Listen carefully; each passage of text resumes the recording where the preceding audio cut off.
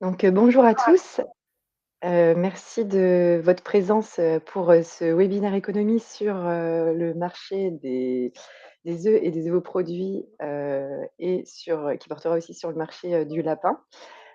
Ces présentations, seront réalisées par, Simon Fourdin, directeur du pôle économie de l'ITAVI. N'hésitez pas à poser vos questions, sur le chat, à l'issue de chacune des parties, de ces 2 présentations. Il y aura des sessions questions, donc n'hésitez pas à les poser. Merci à Mohamed Bouzidi, chargé d'études pôle économie de l'ITAVI, qui, apporte des compléments de réponse à vos questions. Bien entendu, nous remercions les 2 sponsors, CCPA et Tecna. Simon, je te laisse, débuter la présentation. Merci Maëva. Donc effectivement, on va faire, comme habituellement, le webinaire éco en 2 temps. D'abord sur les œufs et ovoproduits et une seconde partie, sur le lapin. Donc pour démarrer, donc marché des œufs et des ovoproduits en France et dans le monde, en bilan 2023 et quelques perspectives sur 2024. Donc au sommaire sur, cette partie œufs et ovoproduits, donc d'abord, un point sur les matières premières, indices et prix. Un deuxième point sur la consommation en France, un troisième sur le marché français des œufs et ovoproduits, et enfin, marché européen, des œufs et ovoproduits, avec à chaque fois des séquences, de questions, si vous en avez. Alors, pour ceux qui étaient, hier au WebEco volaille de chair, il y a un certain nombre de choses qui vont être, proches, hein, puisqu'il y a pas mal de similarités entre les filières volaille de chair et œufs, sur le contexte, que ce soit économique ou sanitaire. Donc dans les épisodes précédents, on a comme en volaille de chair, tout le contexte, économique, inflation, donc après une flambée record, savoir où on en est actuellement. Le contexte IAHP avec le lancement de la vaccination le 1er octobre pour les canards. Le contexte de la crise, ukrainienne avec la guerre en Ukraine et 2 années de conflit qui a des impacts sur les filières agricoles et avicoles. Et enfin, point un petit peu sur tout ce qui est réglementation européenne. Donc il y avait eu les publications du rapport de l'EFSA, hein, sur, les préconisations pour le bien-être animal qui sont plutôt suspendues pour l'instant, sachant que les élections européennes auront lieu au mois de juin et qu'il y a certaines, propositions, hein, qui reviennent sur, notamment sur les questions de la cage, hein, qui concernent beaucoup, la filière pondeuse. Il y a déjà des choses aussi qui ont été publiées, sur le transport et puis, des choses également sur, les directives IED là sur, les questions environnementales. Alors tout d'abord pour commencer, un petit point sur les matières premières. La conjoncture matières premières, donc là vous avez à gauche la courbe, sur le blé et donc vous avez les différentes années. En 2024, c'est, la courbe en rouge, en noir c'est celle de 2023, en grisé, 2022 et les années précédentes qui sont en orange plein. Et on voit bien sur cette courbe en fait qu'on a connu vraiment un pic, avec du blé qui avait dépassé les 400 € tonnes, en 2022, démarrage la guerre en Ukraine, avait démarré en février de cette année-là et donc on a eu tout de suite, les mois qui ont suivi un vrai pic, sur les matières premières et pas que sur les matières premières, aussi sur d'autres intrants type l'énergie, hein, bien sûr. Et en 2023, avec des fondamentaux de marché qui étaient plutôt bons, qui étaient on va dire revenus à des valeurs plus habituelles. Et puis le fait que l'Ukraine a réussi à exporter ses céréales, on est revenu à des valeurs qui ont baissé, qui restaient quand même assez hautes par rapport à ce qu'on avait connu les années précédentes, mais bien en deçà de 2022. Et sur 2024, on est plutôt resté sur les seuils bas de la fin de l'année dernière. Néanmoins, il y a quand même des points d'interrogation ou de vigilance qui se dessinent. Alors, il y a des conditions en fait, climatiques dans pas mal d'endroits du monde qui sont assez défavorables et qui ne sont pas les mêmes. Il y a un manque de précipitations en Russie aussi il y a eu du gel très tardif aussi en Russie, dans le centre de la Russie, qui ont impacté la condition de production du blé. Une baisse de la sole en Ukraine, hein, sachant que ces 2 pays-là sont 2 gros pays exportateurs encore malgré le conflit. Sur l'Europe de l'Ouest, on le sait que trop bien, donc un printemps très, très pluvieux, qui a fait une baisse, enfin qui entraîne une baisse de la qualité, même si là, donc il y a eu le rapport USDA la semaine dernière et finalement on a regagné un point là par rapport à la qualité du blé en qualité excellente par rapport à qualité moyenne. Et puis, on a aussi du retard sur les semis de maïs par rapport aux années, les années moyennes. Et côté Amérique du Sud, et notamment au Brésil, il y a les inondations qui impactent énormément la récolte de maïs safrinha, qui est le maïs qui est produit après soja, et puis qui pose question pour toute la production brésilienne pour l'année à venir. Si on regarde ce qui se passe sur les tourteaux, on a quelque chose d'un peu similaire, un peu moins fort, enfin une baisse qui avait été un peu moins forte en 2023 par rapport à l'année 2022, qui est aussi en grisé là sur ce graphe, parce qu'il y avait déjà un peu plus de tension, notamment avec les marchés aussi des biocarburants, qui fait qu'on était descendu moins fort que ce qu'on était descendu en céréales. Et là, bah, il y a encore aussi des grosses incertitudes pour les mois à venir. Donc, on reste vigilant sur ce qui pourrait se passer dans les mois qui viennent. Avec notamment en Amérique du Sud, il y a aussi des grosses grèves en Argentine, notamment sur les usines de trituration de graines de soja, qui peuvent avoir un impact sur les exportations de ce pays, important aussi sur la scène du soja.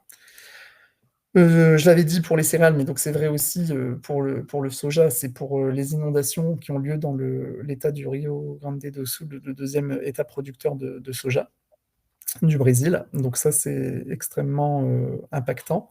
Et puis, ce qu'on a déjà dit aussi pour les céréales, mais les conditions météo de l'Europe de l'Ouest pour la partie colza peuvent aussi poser question. Donc globalement, on est plutôt revenu, on va dire, dans les fondamentaux de marché. On est sorti un peu de l'économie crise liée à la guerre ukrainienne qu'on avait pu connaître en 2022, parce que l'Ukraine continue à pouvoir produire et à exporter, et la Russie également. Mais on revient aux des fondamentaux de marché autour des questions climatiques. Et puis là, je n'ai pas parlé, mais il y a aussi des problèmes climatiques, que ce soit au Canada ou qu'on retrouve aussi depuis plusieurs années en Océanie, où il y a aussi en Océanie plutôt de la sécheresse également. Canada, c'est aussi des inondations. Enfin, et donc, il y a vraiment toutes les zones sont concernées par des problématiques climatiques quasiment. Il y a pour l'instant les États-Unis qui sont un peu plus épargnés et qui rassurent un peu les marchés. Alors forcément, ça a des conséquences sur les indices Itavi. On l'avait vu hier, c'était le cas pour les indices volailles de chair, c'est également le cas pour les indices en pondeuse. Donc en avril 2024, l'indice il est passé en fait sous la valeur qui avait été atteinte en décembre 2020, et donc on est à 105,25 en avril, donc c'est-à-dire seulement 5 points au-dessus de la valeur de référence, hein. Je vous rappelle que les indices actuels sont indicés à 100 en janvier 2014. Donc on n'est plus si loin de ce qu'il y avait, on n'est plus que 5 points au-dessus de ce qu'il y avait il y a 10 ans, après avoir connu un pic en pondeuse qui avait atteint 174, qui était parmi les filières qui avaient eu le pic le plus élevé. Sur les, sur les autres pays d'Europe, on a les mêmes conséquences, enfin, on a les mêmes matières premières et donc les mêmes conséquences sur l'évolution des prix. Et donc là, vous avez l'indice Itavi qui est en pointillé violet, et vous avez les autres pays, les indices aliments des autres pays. Et vous pouvez voir aussi sur le petit tableau de droite, vous voyez que les baisses entre 2023 et 2022 sont à peu près les mêmes selon les différents pays européens. Enfin, il y a des variations, mais on est tous dans des baisses de même tendance. Donc, ce phénomène-là n'est forcément pas spécifique à la France, mais bien partagé au niveau européen et même mondial. Donc voilà, déjà ce premier point de focus sur les matières premières. Et donc, si vous avez des questions, n'hésitez pas. Donc, pour le moment, pas de questions au niveau du chat. Là, tu nous parlais, hier, tu nous as parlé de la révision de l'indice Itavi en volaille de chair. Ici, en pondeuse, est-ce qu'il va y avoir aussi une révision de l'indice au niveau pondeuse et pondeuse label?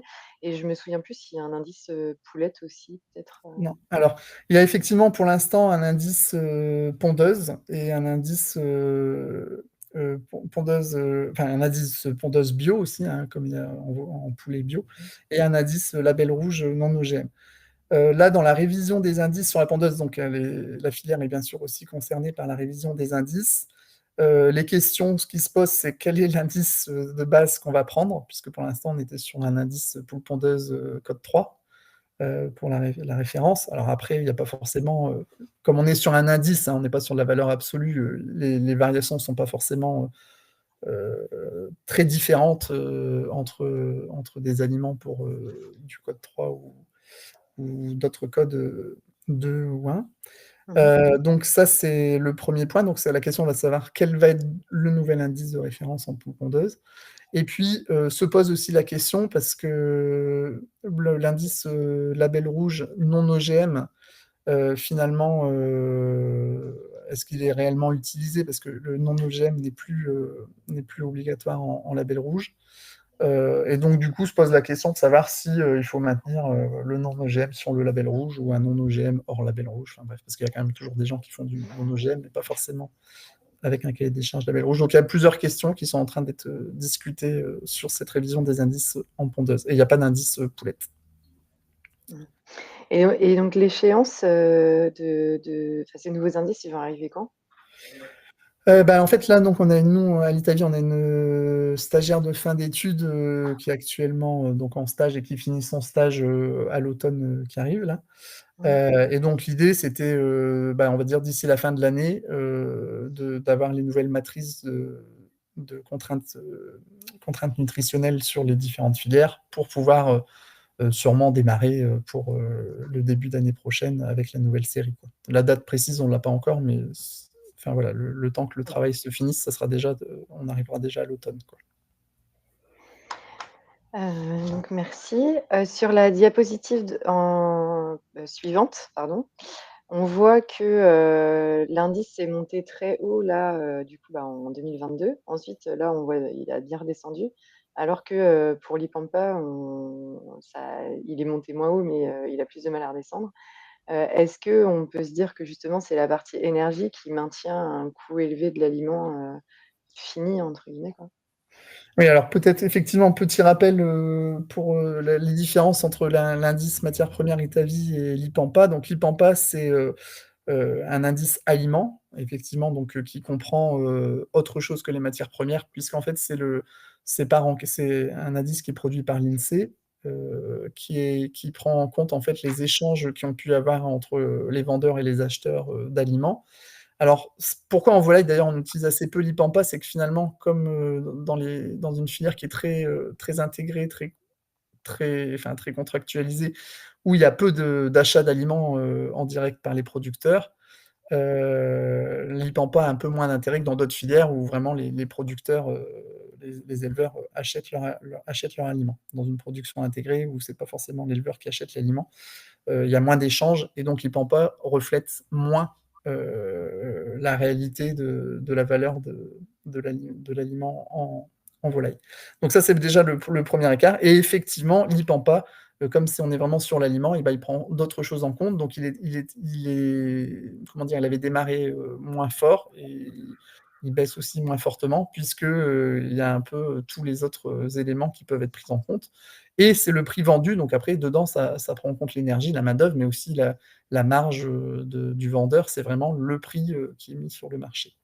L'autre petite difficulté qu'on a par rapport à l'IPAMPA, c'est donc une production de l'INSEE, donc officielle par l'État, mais on ne sait pas du tout qui sont les répondants, leur nombre, leur dispersion sur le territoire, etc. Donc c'est un peu compliqué de savoir exactement ce que ça arrive à piéger comme information, quoi. Mmh. D'où OK. le fait qu'en filière volaille, il y a l'indice Itavi depuis très très longtemps qui a été utilisé. Donc on a une question de Alice Richard. Quelles prévisions d'évolution peut-on attendre concernant l'indice, Itavi? Sait-on si la baisse va se poursuivre encore? Alors là, en fait, c'est vraiment lié à ce qu'on disait sur la conjoncture. Comme c'est vraiment l'indice matières premières Itavi, il est directement corrélé à ce qui se passe sur les matières premières. Donc là, avec les différentes incertitudes, on voit qu'il y a un frémissement déjà sur la plupart des matières premières avec une petite remontée. Donc la baisse qu'on a connue, ça c'est sûr on va plus être au même niveau de baisse qu'on a déjà connu, voire sûrement qu'on devrait remonter en fonction de ce qui va se passer. Donc là maintenant, j'ai envie de dire, ça va dépendre vraiment de comment les marchés vont se comporter. mais il y a quand même plusieurs voyants, comme ça vient d'être dit, qui sont plutôt plus trop au vert et plutôt à l'orange, voire au rouge sur certaines matières premières. Donc, il devrait, en tout cas, arrêter de baisser et voire peut-être remonter dans les mois qui viennent, quoi. Et puis après, il y a Mmh. quand même toujours ce gros point d'interrogation par rapport à l'Ukraine et la Russie.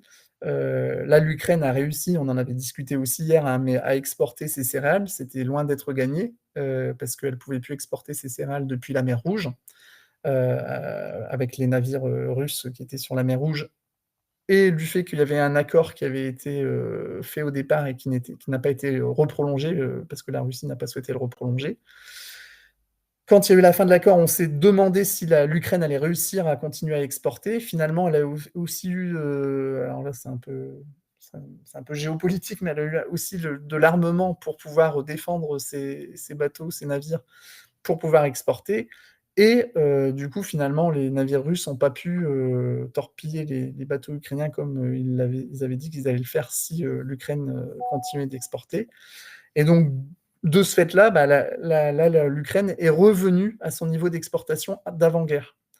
Et ça, c'est toujours un gros point d'interrogation, parce que si demain, l'Ukraine Mmh. n'arrive plus à défendre sa flotte, et inversement, la Russie se réarme et se remet à torpiller les navires et les ports ukrainiens, et ben là, ça peut tout de suite avoir un effet très très fort, comme on avait connu au tout début de la guerre, avec, vous vous souvenez, avec quand il y avait des ports bombardés à Mmh. Odessa, etc., où tout de suite les matières premières avaient pris enfin les cotations de matières premières avaient explosé, avec en plus les marchés ont horreur hein, d'incertitude. Donc quand il y a une grosse incertitude comme ça, on n'a pas du tout de visibilité, là ça peut redécoller très très fort, quoi.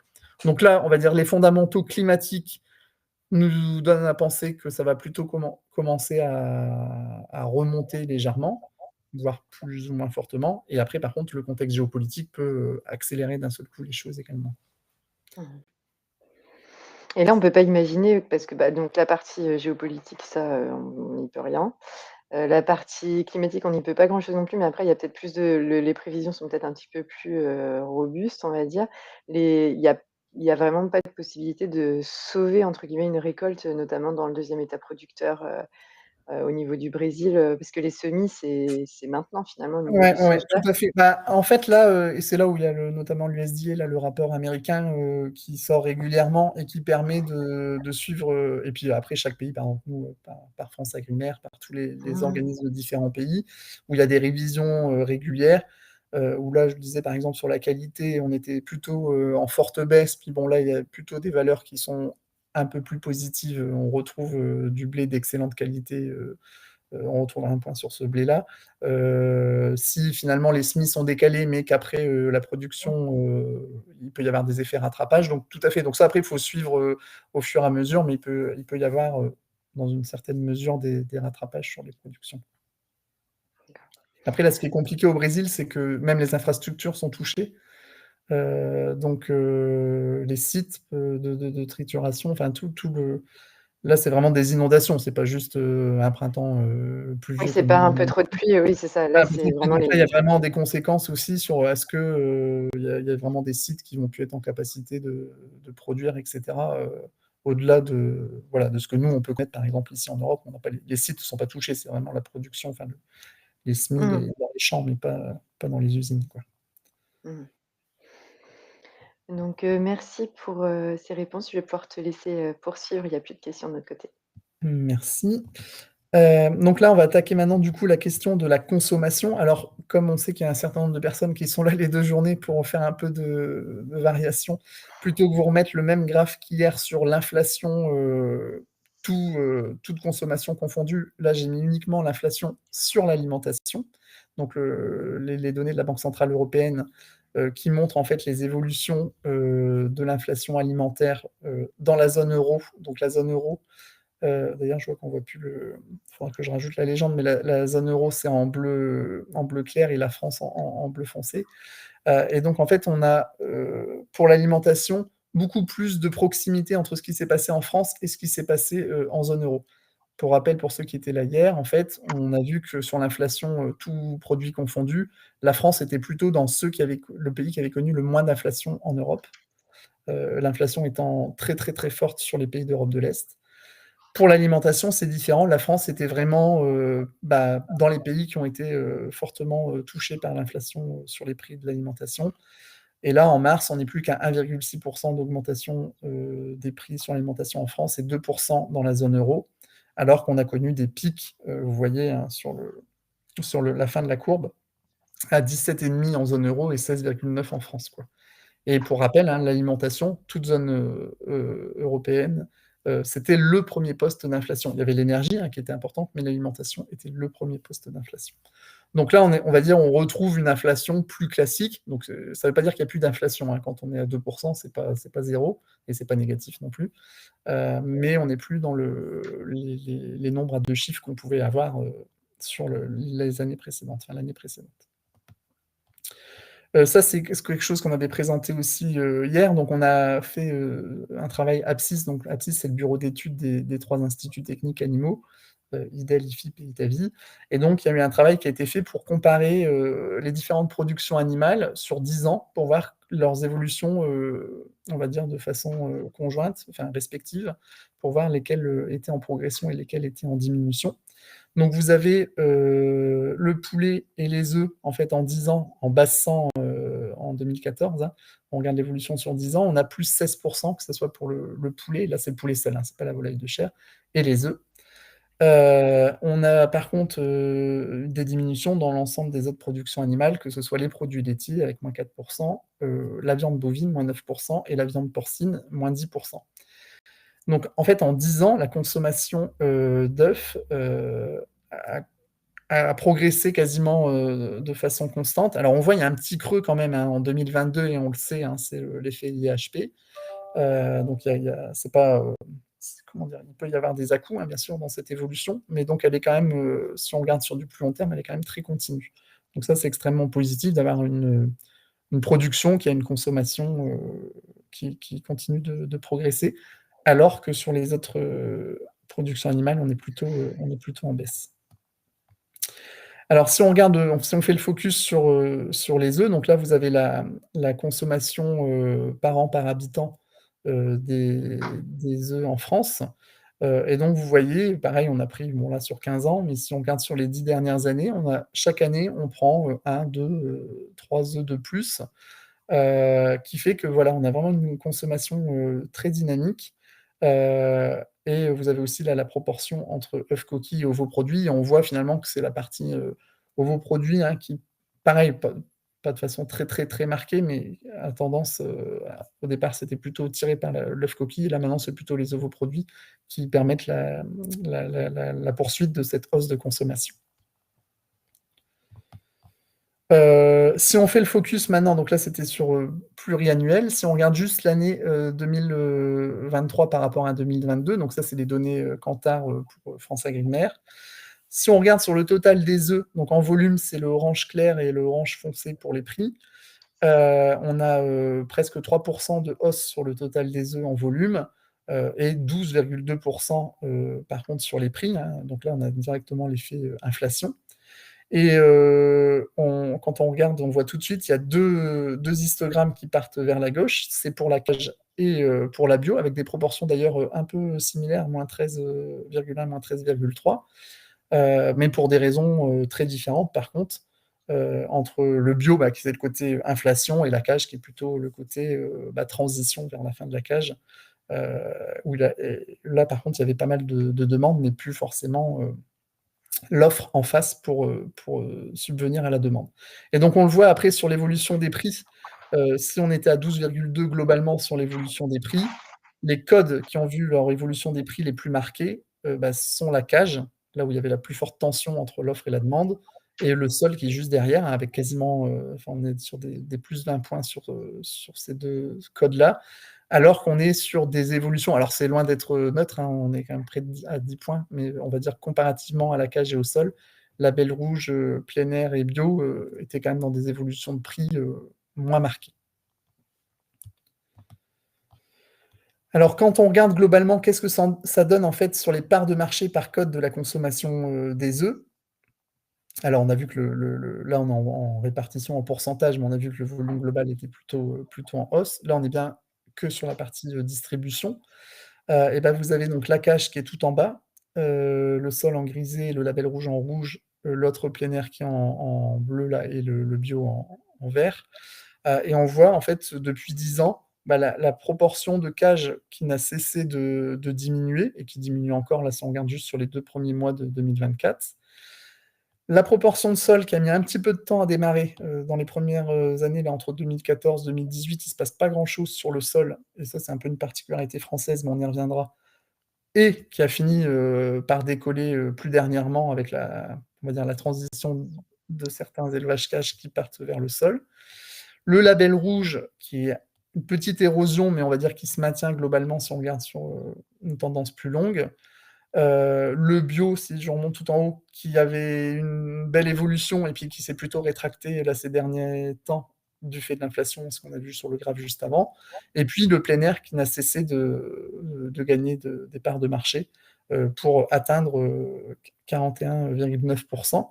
Et donc un chiffre un peu qui est intéressant, c'est que le plein air tout seul dépasse désormais le code cage et le code sol ensemble.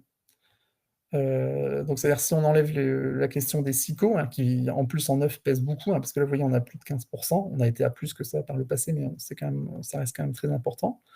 Et ben le plein air seul dépasse le sol et la cage. Donc il y a vraiment cette transition vers la fin de la cage qui se poursuit, et en France, qui profite surtout au plein air, même si le sol est en train un peu de rattraper son retard. Alors là, c'était sur la distribution. Maintenant, on va regarder sur les ovoproduits. Alors, sur les ovoproduits, déjà, premier chiffre un peu pour vous donner les ordres de grandeur, c'est que l'utilisation des ovoproduits, elle est à 78% pour l'industrie et à 22% pour la restauration hors domicile. Donc, c'est une proportion, pour ceux pareil qui ont les chiffres en tête d'hier, qui est un peu différente de ce qu'on peut connaître en volaille. Et là, ce qui est intéressant par rapport à ce qu'on vient de voir dans la distribution, c'est que la répartition des modes n'est pas du tout la même que ce qu'on a en grande distribution. Alors, surtout, là, si on regarde le graphe de gauche, c'est sur la RHD. Pour rappel, 22% des volumes des ovoproduits. Et là, on voit que le code cage, en fait, il est extrêmement encore présent, avec près de 3/4 des ovoproduits en RHD qui sont issus d'élevage en cage. Et le poids du sol, il est à 10, donc le poids du plein air n'est qu'à 11,9, ce qui est très très faible par rapport aux plus de 40% qu'on vient de voir sur la distribution. C'est encore une physionomie différente pour les ovoproduits, pour l'industrie. Mais là, il y a autre chose. Donc la cage, là, elle pèse moins de la moitié. On est même on est en train de se rapprocher plutôt du tiers.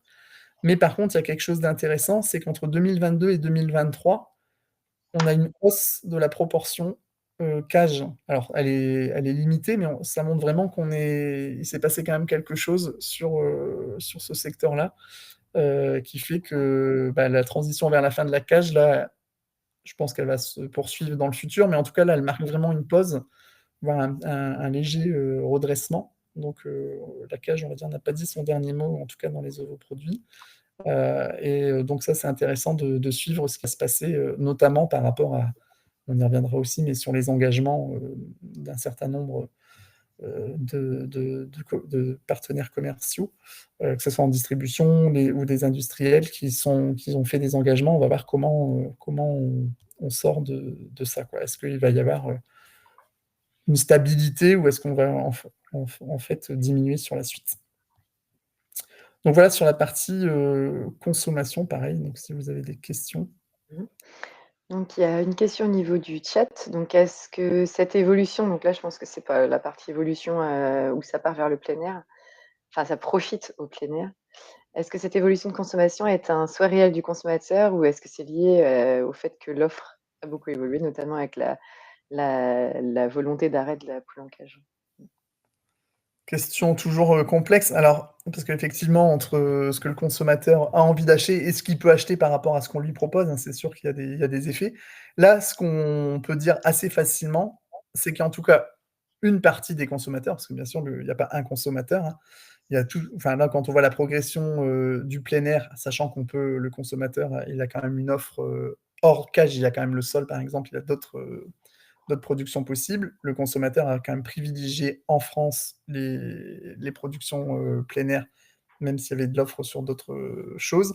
Par contre, il y a quand même une partie des consommateurs, et on le voit bien là sur ce graphe-là, qui souhaiteraient en fait consommer des œufs les moins chers possibles, qui sont les œufs cages, qui fait que c'est sur ce segment-là qu'il y a eu la plus forte tension entre la baisse de l'offre et une demande qui est restée, faut voir, qui a évolué de façon assez soutenue. On a parmi, là, on avait présenté, je pense, dans les précédents webinaires, en tout cas, Mohamed avait fait notamment des travaux à partir de la base de données Kantar également. Et le profil de ces acheteurs de cages, c'est plutôt les familles qui achètent plutôt des plateaux de plus de 20-30 œufs, et plutôt en quantité, du coup, qui sont des consommateurs de grandes quantités d'œufs. Et sur ce segment-là, on voit qu'il y a vraiment une tension où le consommateur recherchait ces œufs-là qui n'étaient plus forcément disponibles. Après, si on regarde de l'autre côté des catégories socio-professionnelles, il y a quand même tout un segment de consommateurs qui, là, veut consommer plutôt des produits, des œufs issus de poules, soit bio, soit plein air, et qui, là, s'est reporté, dans le contexte inflation, sur le plein air, mais pas qui est descendu en fait d'une catégorie ou deux, mais pas qui n'est pas descendu plus bas, quoi, en termes de part de consommation. Donc là, on voit vraiment qu'il y a, il y a des profils de consommateurs très différents. Actuellement, avec l'inflation, l'œuf cage a été extrêmement demandé, plébiscité par une partie des consommateurs. Et après, il y a toute la question effectivement de l'engagement des distributeurs. Vous savez qu'il y avait quasiment la majorité des distributeurs français se sont engagés à ne plus fournir d'œufs cage en 2025. Donc, quid de ces engagements? Pour l'instant, personne n'est revenu sur ces engagements-là, quoi. Qui sont des engagements, on va dire la somme d'engagements individuels. Il n'y avait pas d'engagement niveau interprofessionnel sur une sortie de la cage. C'était vraiment la somme des engagements des différents opérateurs économiques. Donc, on va voir ce qu'il en est pour la suite, quoi. Effectivement, le contexte inflationniste, on va dire, tombe mal par rapport à l'arrêt de la cage. Bah oui, là, c'est sûr, là, on a une baisse de part de marché, mais pour 2 raisons, presque opposées, quoi, finalement, entre bio et cage. Les différences d'évolution des codes selon les marchés, distribution où vos produits se répercutent sur les pourcentages d'importation, du coup? Alors, j'ai pas redis-moi la question. Est-ce que ces différences d'évolution de code fait que, on a un besoin et on importe plus, Alors oui, ou effectivement, le risque, il est encore plus élevé quand il y a des ruptures. C'est-à-dire que si effectivement, à un moment, on n'est plus en capacité de pouvoir fournir des œufs, le risque, c'est du coup de devoir importer à ce moment-là. Et on sait qu'une fois que, entre guillemets, la brèche est ouverte, on a peur on ait du mal à la refermer par la suite. Donc là, il y a pas mal de tensions. Il y a eu des alertes un peu à ce niveau-là, par rapport à des ruptures et du fait que certains opérateurs de filière ont toujours un peu peur qu'à ce moment-là, on ouvre des nouvelles voies et qu'on fasse venir notamment en distribution, parce que en distribution, c'est surtout, il y a quasiment que de l'œuf français qui est vendu, quasiment.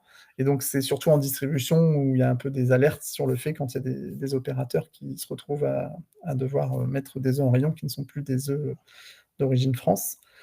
Sur la RHD, un peu comme on a vu hier, c'est un peu différent parce que là, sur les ovoproduits, il y a plus d'échanges. Alors, on en exporte plus aussi, mais on en importe plus. Là, c'est un secteur sur lequel il y a toujours eu plus d'échanges. Mmh. Et donc, autre question, comment évoluent les proportions de mise en place des poules à œufs, bruns et poules à œufs blancs? Donc, vu que l'œuf blanc, c'est plutôt destiné, aux veaux produits, comment ça se passe au niveau des mises en place? J'ai pas là le chiffre, je sais pas si Mohamed a les données là-dessus. Soit il peut y répondre. On n'en a pas rediscuté dernièrement, donc je sais pas si ça a énormément bougé. Mmh. On avait eu aussi la question sur sur Mmh. ces aspects-là par rapport, parce que les œufs bruns en France par rapport aux autres pays, c'est un peu une spécificité. Il y a beaucoup de pays qui sont effectivement que sur les œufs blancs, y compris en distribution. Donc ça, c'est un peu une particularité française. Donc effectivement, il y a cette double segmentation de production avec les œufs blancs qui servent à la casserie et les œufs bruns qui servent pour la distribution. Mais alors Mmh. après, est-ce que les proportions ont beaucoup bougé?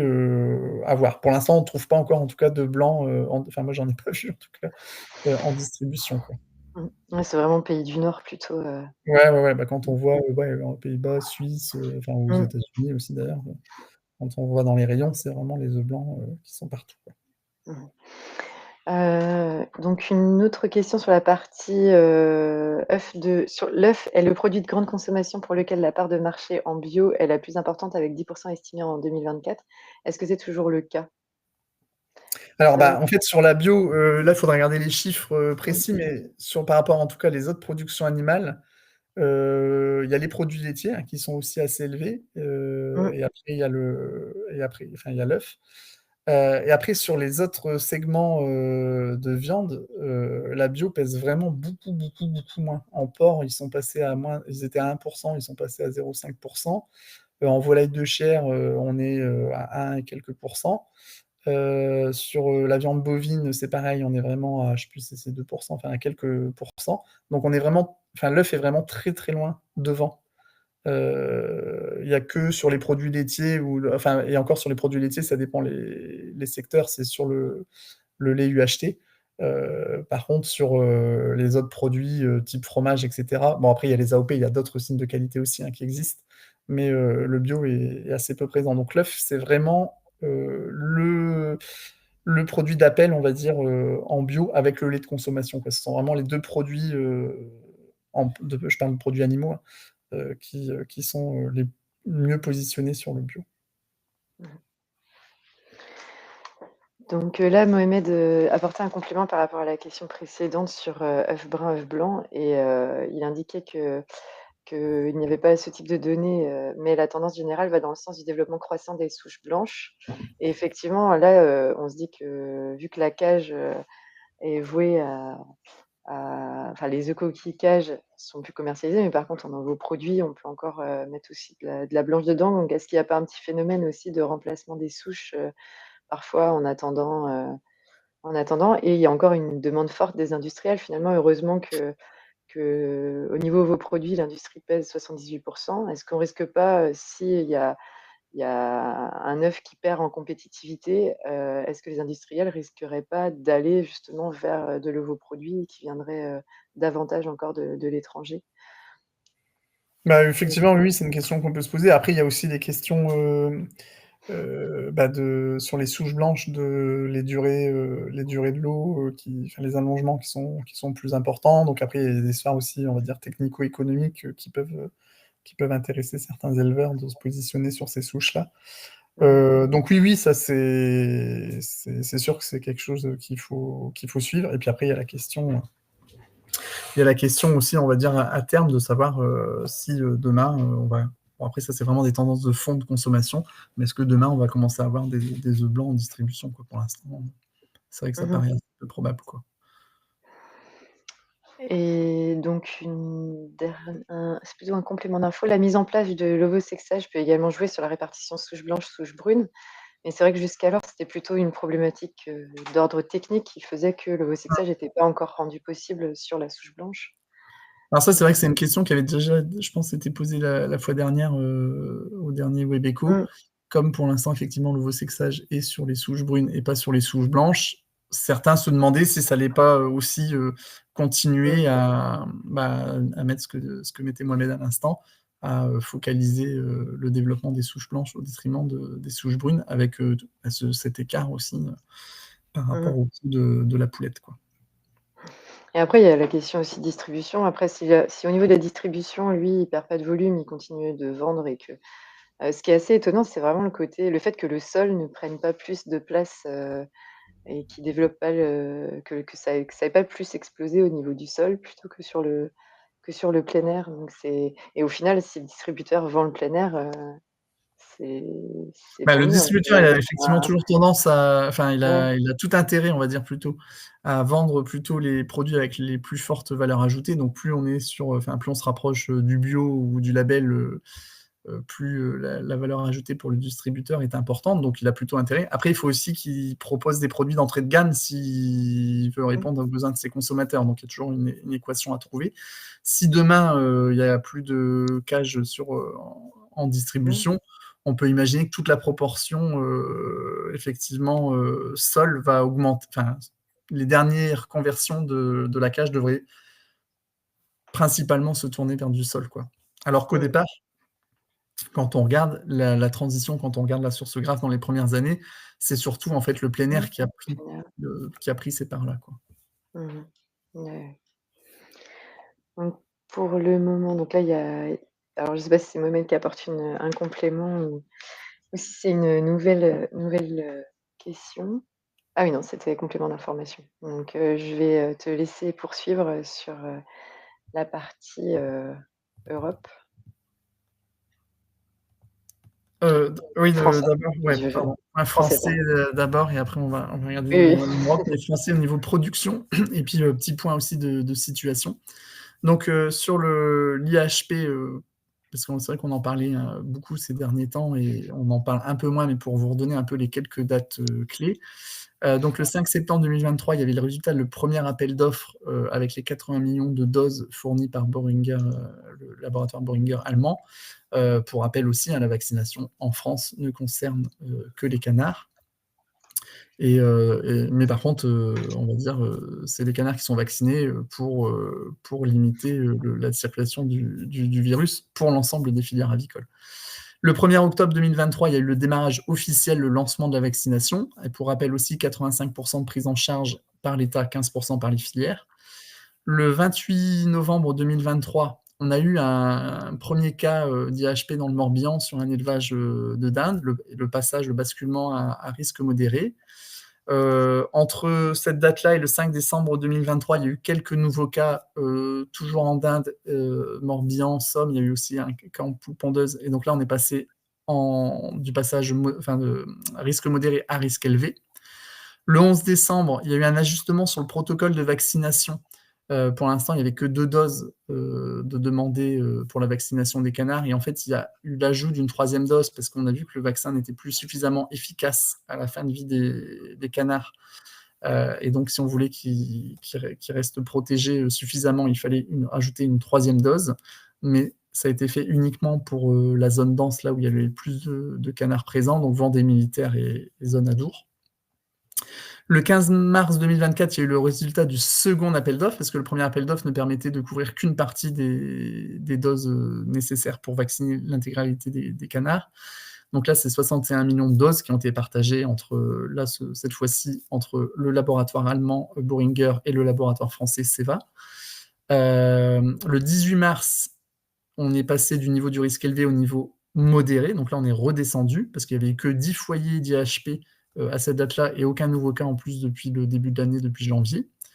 Le 2 avril 2024, on est à peu près au mi-parcours du chantier de vaccination, donc communication du gouvernement du ministère sur où on en était sur ce chantier. Donc 26 millions de premières doses avaient pu être injectées, 21 millions de secondes doses. Donc l'objectif a été atteint et est considéré comme un succès, sachant que on l'avait dit également, mais ça avait été très très suivi par l'ensemble des pays du monde où il y a de la volaille, puisque c'est vraiment une première au niveau international d'avoir un pays qui se lance dans une telle campagne de vaccination massive, on va dire,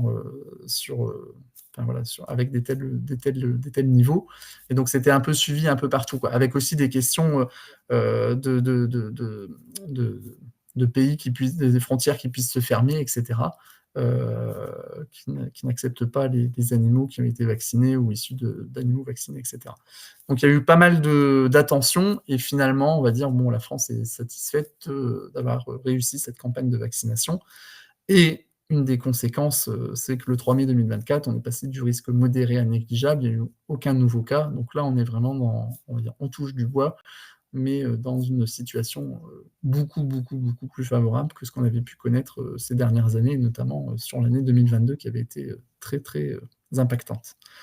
Petite précision aussi que j'ai pas dit hier, mais dans ce qui est important aussi là sur les chantiers de vaccination, c'est qu'il y a aussi maintenant pas mal d'essais qui sont mis en place pour faire de la vaccination au couvoir, parce que pour rappel, pour l'instant, c'était pas de la vaccination au couvoir, donc c'était énormément de manipulation d'animaux dans les élevages.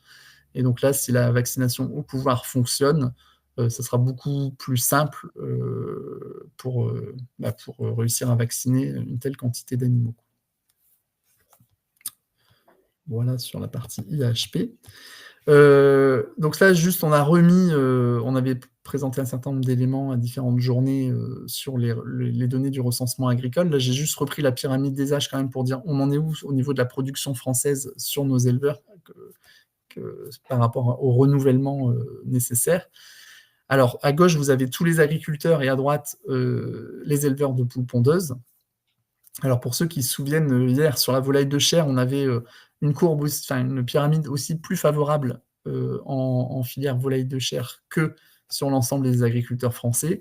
Et ben, en pondeuse, c'est encore plus exacerbé et c'est encore plus favorable, puisque si on regarde sur la courbe de gauche, on a plus de 60% des agriculteurs en France qui ont plus de 50 ans et un quart, 26%, qui ont plus de 60 ans. Donc là, il y a une vraie problématique de renouvellement.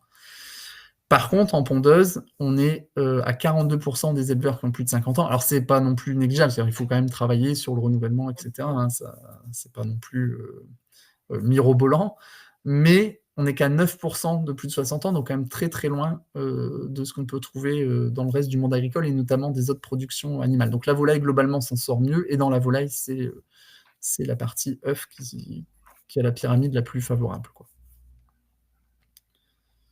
Alors, si on regarde maintenant sur la production française mensuelle, donc là, vous avez les œufs produits chaque mois. Donc, en pointillé noir, c'est la production en 2024, donc, qui est projetée, hein, qui est simulée sur les derniers mois. En bleu, celle de 2023, et en rouge, celle de 2022. Donc, on voit bien que la courbe rouge, elle est bien en deçà de ce qu'il y avait en 2023, enfin ce qu'on a retrouvé en 2023 et ce qu'il y avait les années précédentes, ce qui est en orange plein. Donc en 2022, c'est vraiment l'effet IAHP. Pour rappel, hein, il y avait les Côtes d'Armor qui ont été directement touchés avec des abattages de plusieurs millions de poules pondeuses dans ce département, sachant que les Côtes d'Armor, c'est 10% de la production française et c'est le premier département producteur d'œufs en France. Donc c'était très impactant. Et puis en 2023, on a retrouvé un peu la production qu'on avait les années précédentes. Et 2024, bah, on est à peu près, vous voyez, sur la même tendance. Donc on est assez proche de ce qu'on avait pu connaître. Donc on va dire on retrouve un certain rythme de croisière par rapport à ce qu'on avait pu connaître les années précédentes. Donc, les conséquences sur le taux d'auto-approvisionnement, donc rappel, un taux d'approvisionnement, c'est la production brute sur la consommation brute. Ça n'empêche pas qu'il puisse y avoir des échanges, des imports et des exports. C'est vraiment un indicateur qui permet de voir globalement si on est plutôt excédentaire ou déficitaire sur une production donnée. Donc, en œuf, on avait la particularité d'être excédentaire sur ces dernières années. On voit vraiment qu'il y a eu un trou en 2022. Et puis qu'en 2023, on était revenu presque, on va dire, à l'équilibre, c'est-à-dire proche des 100%. On est arrivé à 99% en 2023 et en 2024, il est estimé à 99,7%. Ça reste des estimations qui seront à consolider, mais on est vraiment presque revenu aux 100% après le petit trou de 2022. Bon, qui n'était pas non plus, on n'était pas non plus à 80% ou ce qu'on peut trouver dans d'autres filières. Sur les débouchés de la production, il y a une évolution entre les circuits de consommation qui se produisent. Donc là, vous avez sur le graphe, en fait, en répartition en pourcentage, la part des débouchés de œufs coquilles en nouveaux produits pour les industries agroalimentaires, en nouveaux produits pour la RHD et les usages non alimentaires. L'œuf est aussi utilisé pour d'autres choses que l'alimentation. Et donc là, vous voyez que c'est une progression plutôt sur les œufs coquilles. Alors dans les œufs coquilles, il y a aussi les œufs coquilles qui sont utilisés en RHD, et c'est surtout cette partie-là en fait qui tire cette part qui fait qu'on est passé de 57,5% à 60% sur la partie œufs coquilles, quoi. En fait, globalement, c'est plutôt les RHD qui tire un peu la consommation, et que ce soit en œufs coquilles ou en nouveaux produits. Sur la répartition, donc tout à l'heure, on a vu sur la consommation, sur les parts de marché. Là, on regarde maintenant la répartition sur les modes de production. Donc là, c'est les sources de la donnée de BD avicole du CNPO. Donc, petit point de vigilance, hein, les données sont en cours de consolidation sur la base, donc il faudra regarder sur du plus long terme, voir si ça se poursuit. donc petit point de vigilance par rapport à ça. Mais là, si on regarde donc 2021, 2022, 1er janvier 2023, 1er janvier 2024, parce que l'extraction de la base, c'est un instant T qu'on regarde. Et donc là, on voit que sur la cage, et ben on était en réduction, pareil, transition de la fin de la cage. Là, alors, les chiffres, je vous dis, sont à consolider, parce que là, c'est un instant T, donc il peut y avoir des variations si on regarde sur plusieurs mois. Hein. Mais en tout cas, on semble voir une petite résistance de la cage qui peut s'expliquer par ce qu'on a vu précédemment avec tout le contexte inflation et la recherche d'œufs-cage. Donc, à voir comment ça se poursuit sur les prochaines extractions qui seront faites. Quoi. Mais en tout cas, on semble voir une suspension un peu de cette transition. Donc, à valider, à confirmer. Sur la TNO, donc, qui permet les cotations officieuses sur le marché de l'œuf, on a un marché qui est globalement peu fourni, donc on a eu plutôt une certaine tension sur les prix en calibré. Donc à gauche, vous avez la TNO sur les œufs calibrés, à droite, la TNO sur les œufs qui servent pour l'industrie. Et donc on voit donc en 2024, donc le trait noir, qui se situe un peu entre la courbe de 2023 et celle de 2022. Donc on reste sur des niveaux assez élevés, surtout si on regarde par rapport aux moyennes des années précédentes en orange, en très plein. Quoi. Et sur les ovoproduits, parce que comme je vous l'ai dit tout à l'heure, on le verra sur les chiffres, on a toujours plus d'import-export. Hein, c'est un produit qui s'échange plus que les œufs coquilles. Là, on a une certaine tension des imports qui permettent au prix de ne pas augmenter autant qu'en œufs coquilles, puisque là, on va dire, les opérateurs ont la possibilité d'importer s'il y a un manque de disponibilité sur la production française. Donc, si on regarde maintenant justement le focus sur les importations, exportations, d'abord sur les œufs coquilles et ensuite on regardera sur les ovoproduits. Donc, sur les 12 mois de 2023 par rapport aux 12 mois de 2022, on voit qu'en fait, on a en France une baisse de 13% sur les importations d'œufs coquilles et une baisse également, donc graphe de droite, sur les exportations de 15%. Donc, et les importations et les exportations ont baissé. Tout simplement pourquoi? Parce qu'en 2022, on l'a dit, c'était l'année de crise IHP avec la production qui a été durement touchée. Donc, on a dû subvenir à nos besoins de consommation en important de façon plus importante et en ayant moins de capacité d'export. Et donc là, en fait, on va dire, on est revenu un peu plus à l'équilibre par rapport à ce qu'on avait les années précédentes, ce qui va être un peu différent par rapport aux ovoproduits. Et rappel aussi par rapport d'où viennent nos importations, donc principalement de 2 pays. Donc déjà, les œufs coquilles sont échangés surtout au niveau États membres européens. Il y a peu d'échanges avec les pays tiers. Et c'est surtout Espagne et Pologne qui alimentent le marché français. Et à l'inverse, nous, les exportations vont plutôt vers Belgique, Pays-Bas et Allemagne. Sur les importations, donc là, on a un peu quelque chose d'un peu différent des œufs coquilles. Je vous l'ai dit, c'est un produit qui s'échange plus facilement. Donc, on a une baisse des importations. Par contre, sur les exportations, ça s'est un peu maintenu, sachant qu'on a des exportations, on va dire, un peu en routine sur nos ovoproduits. Il y a des entreprises qui sont spécialisées dans l'export de certains types d'ovoproduits. Et donc, c'est pour ça aussi que là, on n'a pas la même baisse que ce qu'on peut connaître sur les œufs coquilles. Les importations d'ovoproduits en France viennent principalement d'Espagne, Pays-Bas et Belgique. Et nos exports, vous voyez ici, sur Belgique, Italie, Pays-Bas, Allemagne. Donc là, il y a un certain nombre de pays avec lesquels on commerce sur ces productions-là. Donc voilà, je ne sais pas s'il y a aussi des questions. J'ai l'impression que... Oui, donc merci pour cette partie-là. Une première question sur la partie pyramide des âges. Donc la pyramide des âges est plus favorable en œuf. Qu'en est-il de l'évolution du nombre d'éleveurs? La sortie de la cage a-t-elle entraîné des arrêts de production plus nombreux? Et pour aller encore plus loin, est-ce que il y a une corrélation entre l'âge justement et la pyramide qui ferait que si les éleveurs de code 3 sont plutôt dans le haut de la pyramide, est-ce qu'il n'y aurait pas une tendance à un arrêt de production plutôt qu'à de lourds investissements pour convertir leurs élevages? Alors tout à fait. Alors effectivement, là, c'est effectivement l'ensemble des éleveurs de poules pondeuses, tous codes confondus, que vous voyez sur la pyramide. On a fait aussi le travail code par code. Et effectivement, il y a des très grosses divergences. Et enfin, c'est ce que tu dis, hein. C'est-à-dire qu'en gros, les éleveurs qui sont plutôt en code 3 sont plutôt plus âgés sur avec des installations qui étaient plus anciennes.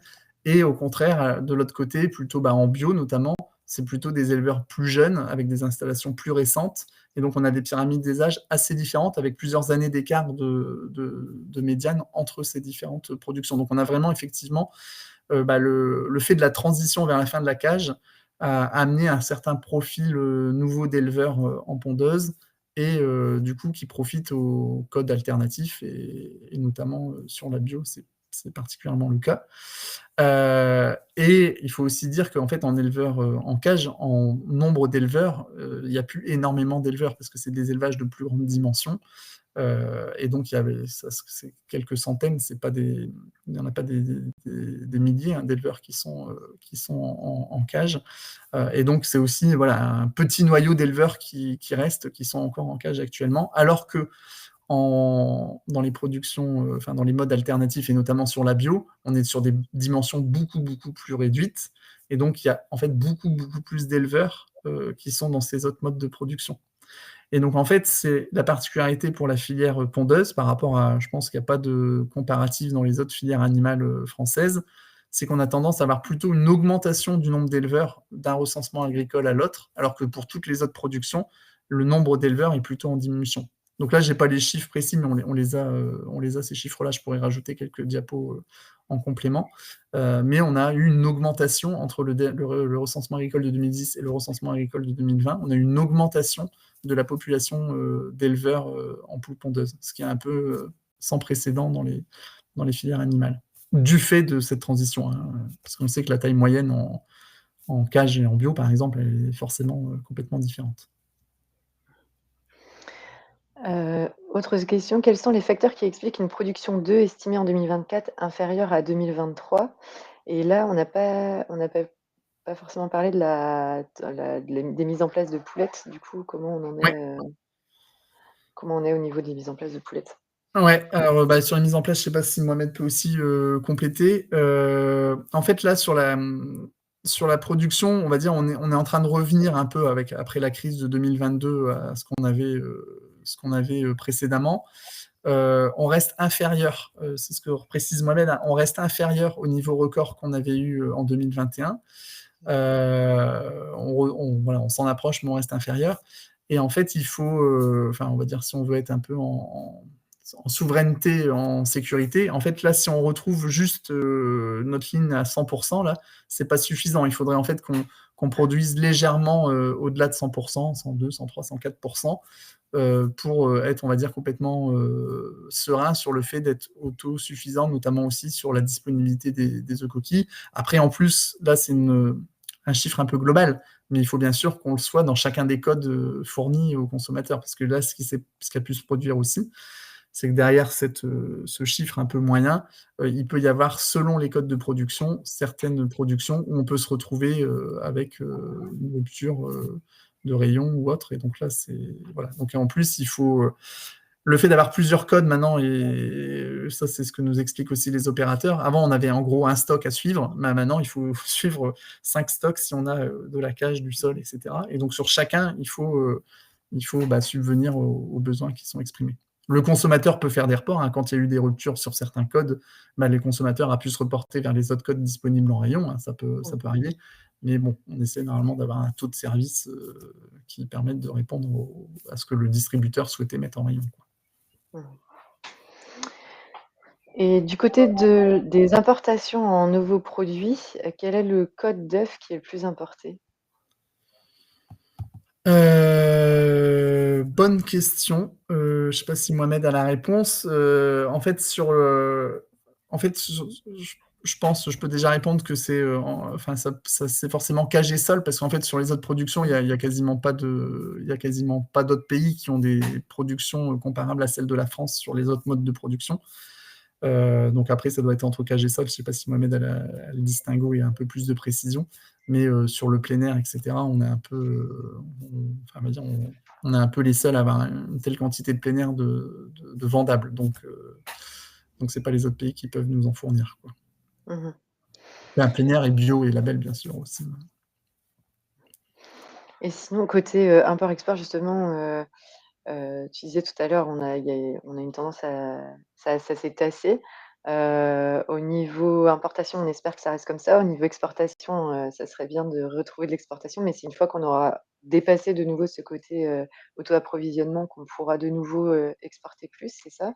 Et hem et au final, si, là, en 2024, on n'a pas plus de mise en place, on risque de pas retrouver quelque chose de dynamique à l'export en 2024, du Mmh. coup? Puis après, bah oui, oui, tout à fait. Et après, ce qu'il faut bien comprendre, c'est que ça, c'est plutôt très favorable, mais comme on a une consommation qui est en progression, si on veut toujours subvenir aux besoins de notre consommation, il ne faut pas produire la même chose qu'avant, il faut même augmenter ce qu'on produit par rapport Mmh. à avant, hein. On avait fait des petits calculs, si on augmente voilà, d'un œuf par an, par habitant, etc., bah, derrière, il faut qu'il y ait les élevages, la production, enfin, tout ça qui suive. Sachant que dans les autres pays européens, on est aussi sur des mêmes évolutions, enfin, il y a pas mal de similarités dans les autres pays. Donc, globalement, il y a une demande qui est plus forte. Donc, il ne faut pas juste retrouver les niveaux qu'on avait avant, il faut même augmenter les niveaux qu'on avait avant. Alors, on n'est pas du plus 10%, hein, mais si on fait ce trend Mmh. sur du long terme, ça veut dire il en faut toujours un petit peu plus, quoi. Mmh. Et parce que sinon le risque et là, ça fait la transition, le risque, c'est d'avoir, les pays européens qui vont, gratter des des parts de marché chez nous, sur, des endroits où ils sont pas forcément bien implantés. Tu disais tout à l'heure, il y a presque pas d'œufs coquilles étrangers en rayon. Mais bon, il y en a quand même, il y en a quand même vu que c'était presque. Oui, oui. Et puis, À je dis 10 ça €. parce qu'il y a eu des. Enfin, là, il y en a d'autres, peut-être, qui, je ne sais pas s'ils sont parmi nous aujourd'hui, mais de la profession qui ont eu un peu des alertes sur ce sujet-là. Parce qu'effectivement, quand tu es un distributeur n'ayant pas la Mmh. possibilité de vendre des œufs français, bah, voilà, dit, bah, là, je vais devoir m'approvisionner ailleurs. Le risque, c'est qu'une fois qu'il y en a un qui fait ça ou que Mmh. celui-là a commencé à en mettre en rayon, enfin, tout de suite, c'est un peu l'alerte côté filière parce que le risque que ça se reproduise. Alors que pour l'œuf, pour l'instant, c'est un secteur qui était assez préservé avec Mmh. une origine France qui est quand même très, très, très, enfin, qui est bien identifiée, enfin, le logo œuf de France ou les logos régionaux sont quand même bien identifiés sur les produits. C'est pas un produit qui souffre trop en distribution des imports, contrairement à d'autres produits animaux. Mmh. Et donc ça fait la transition. Je te laisse, partir sur le marché européen. Alors, sur le marché européen, volaille, comme hier aussi, pareil, similarité, c'est qu'il y a eu un gros dossier qui a pas mal concerné la filière, c'est la révision de la directive IED. Donc, IED, c'est Industrial Emissions Directive. Donc, c'est un projet de directive européenne dont l'objectif, en fait, c'est d'atteindre un niveau élevé de protection de l'environnement. Et pour faire ça, c'est grâce à des techniques de prévention et une réduction de la pollution. Alors déjà, il y a un premier terme qui peut un peu choquer les professionnels, hein, c'est que l'agriculture soit mise au même niveau que les usines, en fait, hein, les activités industrielles. L'agriculture se trouve quand même un peu différente de l'industrie. Mais bon, là, l'IED, ça concerne vraiment tout ce panel-là et ça met l'agriculture dedans. Et en fait, l'impact, hein, quand un élevage est considéré IED, donc à partir d'un certain seuil, il y a deux impacts principaux. C'est d'abord qu'il doit faire une étude d'impact avec régime d'autorisation enquête publique, donc c'est quand même quelque chose d'assez lourd, qui peut être en plus sujet à pas mal de contentieux juridiques derrière quand on fait une enquête publique, etc., de l'opposition qu'il peut y avoir localement. Et puis le deuxième point, c'est de faire la mise en œuvre des meilleures techniques disponibles, les MTD, et donc ça veut dire un certain nombre d'investissements sur l'exploitation, sur l'atelier, sur les épandages, enfin sur plein de choses, qui peuvent être aussi assez coûteux. Le point de départ de la révision de l'IED, il y a eu il y a eu même énormément d'allers-retours. C'est pour ça que j'ai fait exprès de faire ce petit zigzag là, parce que ça a été quand même extrêmement long et complexe. Et donc beaucoup de mérite à ceux qui ont suivi les différents allers-retours. Mais au départ, l'idée globale, c'était d'abaisser les seuils en élevage d'intégrer les bovins qui étaient pour l'instant exclus de cette directive IED, avec les volailles et porcs qui étaient concernés. Et pour l'instant, jusqu'alors, le seuil était de 40 000 animaux en volaille, quelles que soient les espèces, quelles que soient les filières. À l'arrivée, donc ça a été voté le 12 mars, donc là on est sur quelque chose qui est quand même normalement assez définitif. Je mets quand même des précautions parce qu'il y a eu tellement de rebondissements dans cette histoire, mais là ça a été voté le 12 mars 2024 par le Parlement européen.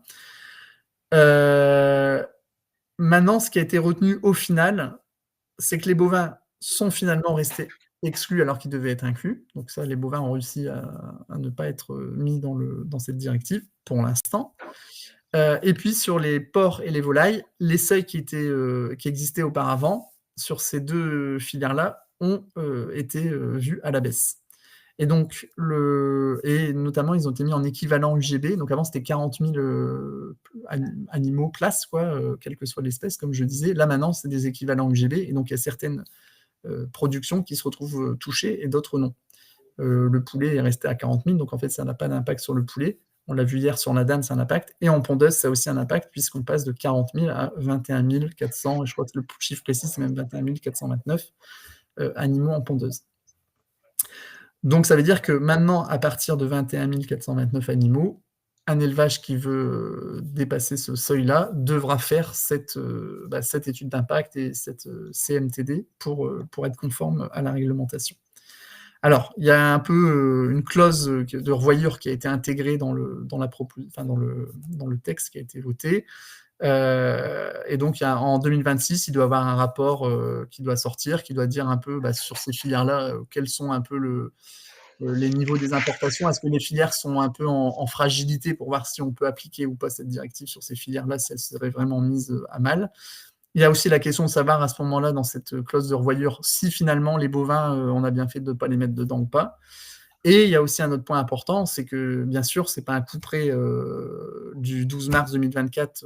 À partir du 12 mars, tous les élevages doivent respecter directement CMTD et ces études d'impact, mais c'est des exigences qui vont entrer en vigueur qu'en 2030-2032. Donc, j'ai envie de dire, comme à chaque fois qu'il y a une directive, il y a toujours un petit temps un petit temps, c'est pas dans si longtemps que ça, hein, mais un petit temps d'adaptation.